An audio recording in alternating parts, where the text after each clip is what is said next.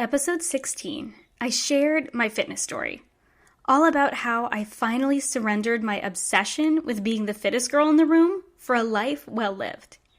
And where this didn't mean I ditched exercise for good, it did mean I needed to shift my mindset drastically so that fitness took on a new role in my life, one of caring for and nurturing this gift of a strong, healthy body I've been given, rather than pushing it to the point of exhaustion day after day.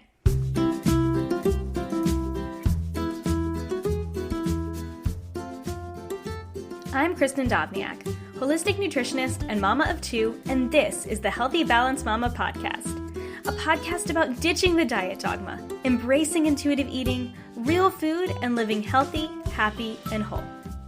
Please note the information and opinions on this podcast are intended for information and inspiration only and are not a substitute for professional medical advice or treatment. Please consult with your healthcare practitioner before making any changes. Now, onto the show.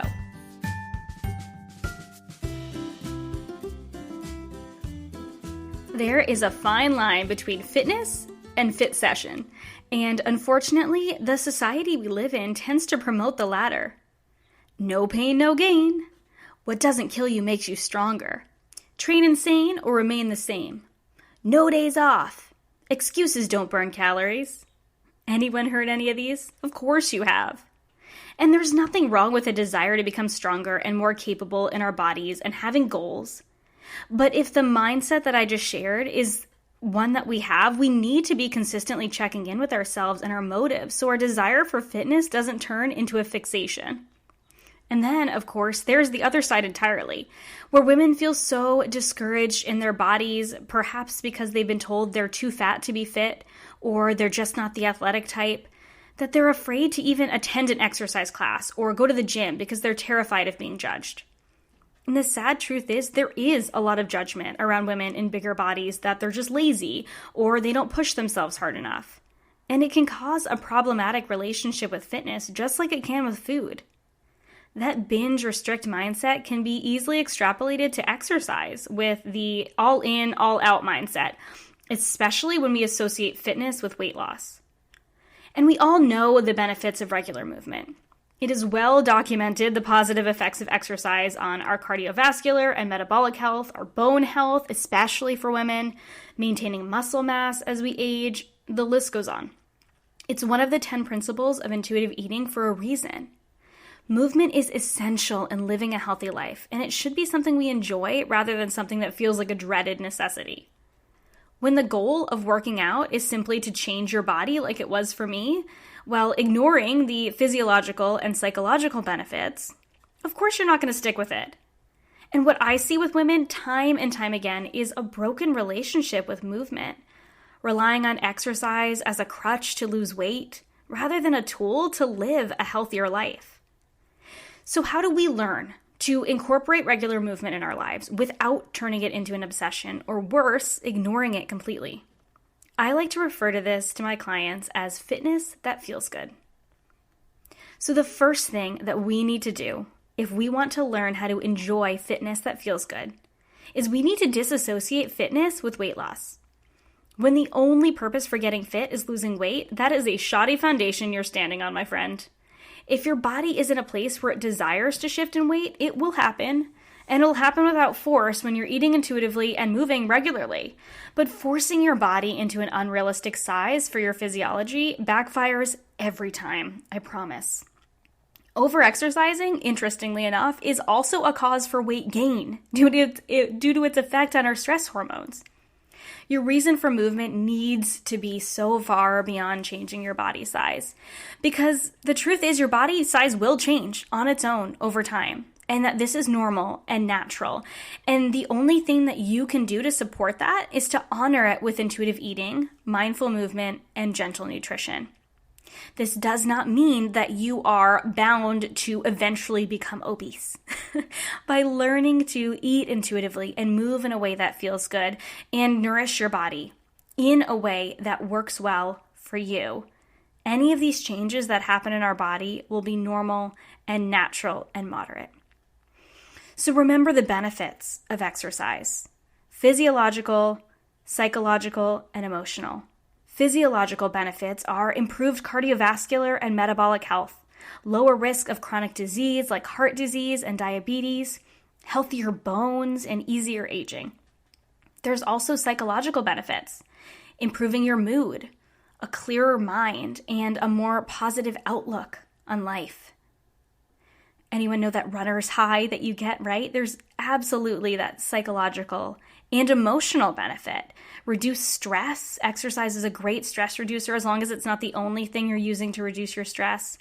And it also creates a better connection to your body. When you're more connected to your body, that really plays into everything we do for our health. It's a lot easier to eat in a way that feels nourishing and eat in a way that feels good for our bodies when we are moving our bodies regularly and we're in touch with how our body feels throughout the day. So number 2 would be just to simply move more. How often do you move throughout your day? And how can you add more? It's a really common misconception that movement needs to be done in a structured fashion to count. Every little bit counts. Park further away, take the stairs, walk the dog an extra block, chase after your kids, throw a frisbee around the park. Just move. It is the most underrated aspect of becoming more fit. It's just simply moving more. And the third thing would be to manage your mindset. There are a lot of mindset blocks to regular movement, and a huge part of the battle is simply managing those mindsets and allowing yourself to create a healthy routine of mindful movement. So the first big block that I experience with clients a lot is that it's just not worth it. And this is similar to the suggestion to simply move more. And, women will think that if I can't get in, X amount of time, 30 minutes, 60 minutes, it's just not worth it. Like I said before, every little bit counts. Researchers have proven that even 10-minute spurts throughout the day are beneficial to our health. The goal is 30 minutes, about 30 minutes, 5 days a week. But this doesn't need to be militant. It needs to just be moving more and remembering that it is worth it. Every little bit is worth it. Now, the second mindset that I encounter a lot is, I'm already busy. And this is the hectic couch potato mindset where you're constantly going and you're constantly doing, but you're not actually moving. Sitting in your car because you're running, kids back and forth between activities is not movement. You are still sitting even though you're busy. Yes, there is some benefit to running around the house and gathering the laundry and you going up and down the stairs and all that jazz. And that's, that's one of the ways we stay fit as moms, right? But, just because we're busy doesn't mean we're actually moving. So taking stock of our lives and, I'm already busy, I don't have time to move. You do. Let's just find a way to move a little bit more throughout your day. Maybe when you're waiting for your kiddo to be done at practice, rather than just sitting in your car texting or sitting and chatting with one of the other moms, why not ask that other mom or take your phone with you and go for a little walk around the block? Maybe that doesn't work at the dead of winter in New England, but it definitely works in the fall, spring, and summer. So just figuring out those little ways to add more movement in your life, even if you're already busy. And the last thing I hear a lot is that it doesn't count. So moms will think that, what feels good to them is maybe going for a walk or doing yoga. And they have this mindset, and this is definitely from society, that it just doesn't count because they're not sweating. It doesn't count because, like I said before, it's not this amount of time. It all counts. What counts is that you simply move. The walking and running are equal in terms of cardiovascular health when you go the same distance. So walking 3 miles is going to take you a lot longer to do than running for 3 miles, but it is just as beneficial to our health. So remember that. So number 4, the next thing I would recommend is set aside the measurements. The more you measure, the more you rely on external cues to tell you what's best for your body. No one, especially no machine, which are notoriously wrong, or fitness expert, knows you better than you. Ditch counting the calories of whatever workout you're doing or obsessing over how many miles. If you're training for something that's a little bit different, but mindfulness is still important in that. Or like making sure you hit every body part perfectly when you're doing a strength training workout. When you're focusing on the measurements, you lose touch with how your body feels. And it either becomes obsessive or it becomes more and more daunting every time you go to the gym because you feel like you need to like live up to this unrealistic standard every time you go to the gym, or like you need to get better every single time you go. Instead, focusing on how exercise feels. How does it feel in your body? How did that workout feel after you got home? Were you super tired the rest of the day, or were you really energized and feeling good? And notice how it feels during the workout. Are you feeling good during the workout? Are you still having fun? Obviously, if it's a really hard workout, you might not be having fun in the moment, but as long as you know when those little breaks come, and you should be taking breaks no matter what you're doing, you're still feeling good. You're still liking what you're doing, and it still feels like you're nourishing your body rather than torturing it. And when you focus on how exercise feels, it becomes less obsessive and less daunting, and then it's easier to stick to long term. And then, of course, I mentioned this before, but you need to find what feels good. You need to experiment and have fun. What I love might be different than what you love. It'll likely be different than what you love. You might hate running, where I love it. Spin class might be your jam, where someone else likes the slower pace of yoga. I like a mix of these things, and you might like to switch it up often, try a new class, sign up for an online program, or try out a fitness studio like Barre or Orange Theory. It is important to be mindful of who you're sourcing your exercise from to avoid getting trapped in the obsessive fitness mindset. So just keep that in mind. You have the right to protect your desire to live a balanced life and to not get obsessive over this. So some of my personal favorites include Lindsay from Nourish Move Love. She has killer strength and bar style and power yoga type workouts. And she has all these different programs online.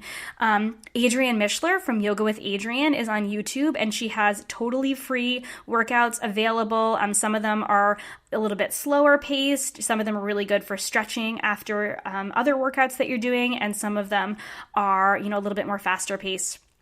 I love body positive booty yoga. It's really fun. It's like yoga meets tribal dance. And if you like to dance and move like kind of in a fast pace, they have different workouts too. Some of them are more fast paced than others, but they're very body positive. They are very accepting and really empowering. And so I really like them. I've also had a really good experience at Studio Barre, and I've heard a lot of people have really good experiences with barre classes as well.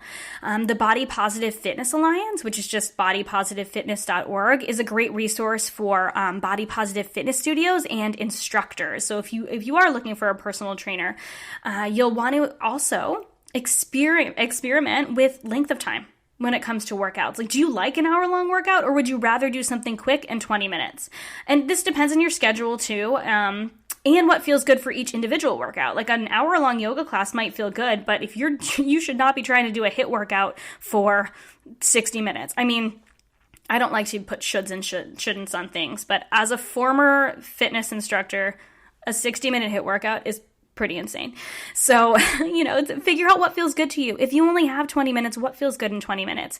And like I said before, it still counts. Even if you're only doing 20 minutes of yoga or you're doing 20 minutes of HIIT, it's movement, and that's what's most important. My next tip, number 6, would be to mix it up. So a variety within your workouts, specifically cardio, strength, and stretching, is really important, as is listening to your body and what it wants on a particular day. Don't get caught up in like cardio on Monday, strength on Tuesday, stretching on Wednesday. That can create some obsession around it or exhaustion very quickly, feeling like you need to stick to a particular schedule. So listening to your body and what it feels like on a particular day. If you did a really hard workout and today you're planning on doing cardio, but your legs are really sore, it's okay to just stretch. Remember that stretching is important too. Remember it all counts. And don't be afraid to pivot when your body is telling you, nope, that is not what I want. Or your body is feeling extra energized and you had planned on doing stretching, but you're like, you know what? I feel like going for a run. So listen to your body in that and don't be afraid to pivot. The more you get comfortable with mindful movement, the more you'll be able to tune in to what your body needs on a daily basis, which is really cool. Number 7 is to make it a priority. Movement needs to be a non-negotiable appointment in your books, at least a few times a week. But that doesn't mean you need the mindset of failure if you decide you're not feeling it that day, like I said before. You still want to be tuning into your body, but you want to have that appointment because we know how important movement is. It's one of the best things you can do to nourish your body. And it's okay to switch up your plan and just go for a walk, but what matters is that you simply move. So figuring out what time in your day, what days of the week are best for you to move, find that time and block out an hour. Whether, you only have time to work out for 15 minutes or you work out for 50, you end up going to a class or just a walk around the block, take that hour for you.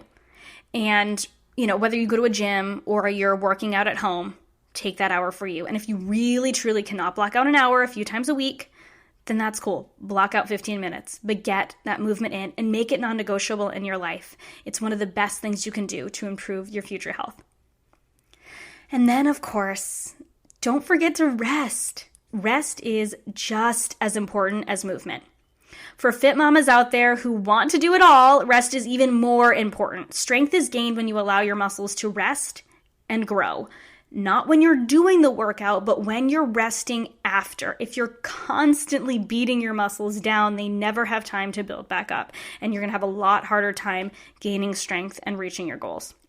Running yourself ragged will only create an exhausted mama, and it'll stress you out, and it increases cortisol, our body's stress hormone, and that's not good for your family or your fitness. Take one full day every week, at least, to rest. At least one full day. And last but certainly not least, focus on exercise as self-care. When you find something you love and you are listening to your body when it's telling you to make a change, this isn't hard. Your movement time becomes your me time because you're honoring your body and your future self by making the choice to take the time just for you, just to move. I hope this was encouraging. No matter what side of the spectrum you're on, whether you're fit-obsessive or you feel like a fit failure, that movement can be a joyous aspect of our self-care and respecting our bodies and honoring our future selves. It can be fun and feel good, and it doesn't have to look a particular way. Mix it up, listen to your body, experiment, get rid of the measurements or the association with weight loss, and honor what your body loves, remembering the benefits of movement on our physiological, psychological, and emotional health, and that a strong body is just the side benefit. I want you to enjoy exercise as much as I do. So let's get moving, mama. As always, thank you so much for listening. If you like this podcast, be sure to subscribe to get notified when the latest episodes launch. And if you loved it, please go ahead and give it a star rating. Bonus points for writing a review. Because every subscribe, rating, and review helps this podcast be seen and heard by more mamas that need to hear it. You can find me at healthymamakris.com or on Instagram and Facebook at healthymamakris. I hope you feel happy, healthy, and whole. Have a beautiful day, friend.